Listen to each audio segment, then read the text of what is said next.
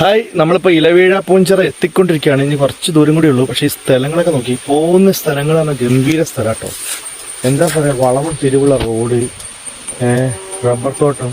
അത് ഈ പകല് പോലും ഒരു മനുഷ്യന്മാരൊന്നും ഇവിടെ ഇല്ല. ഭയങ്കര സൈലന്റ് ഏരിയ ആണ്. കാരണം ഭയങ്കര ഒരു ഫീലുള്ള സ്ഥലമാണ്.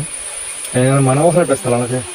ഓരോരോ പ്ലേസുകൾ പോകുമ്പോഴും അത് നമ്മളെ സ്നേഹിക്കുകയാണ്. വീണ്ടും വീണ്ടും നമുക്ക് കാണാനുള്ള ഒരാഗ്രഹമാണ് ഉണ്ടാകുന്നത്. ഓക്കെ, അപ്പോൾ നമ്മളിപ്പോൾ എത്തും. ഓക്കെ, ഇനി ഒരു 5-6 കിലോമീറ്റർ മാത്രമേ ഉള്ളൂ ഇലവീഴ പൂഞ്ചിറയിലേക്ക്.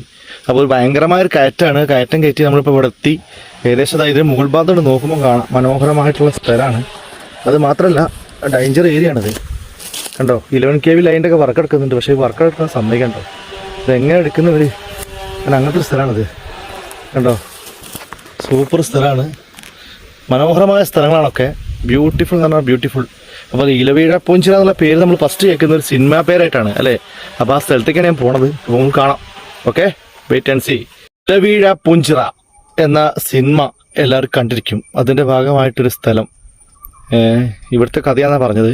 ഏതായാലും മനോഹരമായ സ്ഥലമാണിത്. എന്താ പറയുക, ഒരു രക്ഷയില്ലാത്ത സ്ഥലം. കാരണം ഓരോ ഭാഗങ്ങളും അത്ര ബ്യൂട്ടിയാണ്.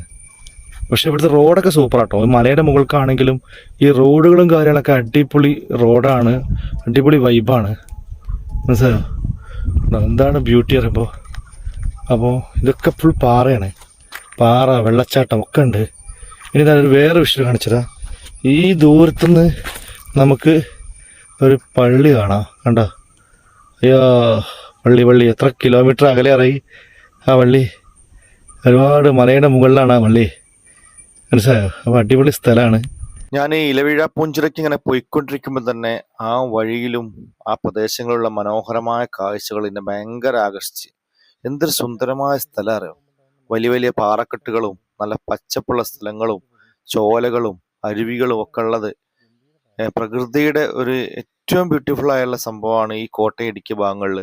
അപ്പോൾ വീഡിയോ കാണുക, നിങ്ങൾ സബ്സ്ക്രൈബ് ചെയ്യുക, സപ്പോർട്ട് ചെയ്യുക. N4 നജ പൂർണ്ണമായിട്ട് സപ്പോർട്ട് ചെയ്യുക. ഇനിയും ഒരുപാട് കാഴ്ചകളുണ്ട്. അതൊക്കെ അടുത്ത എപ്പിസോഡിൽ വരും. ഓക്കെ.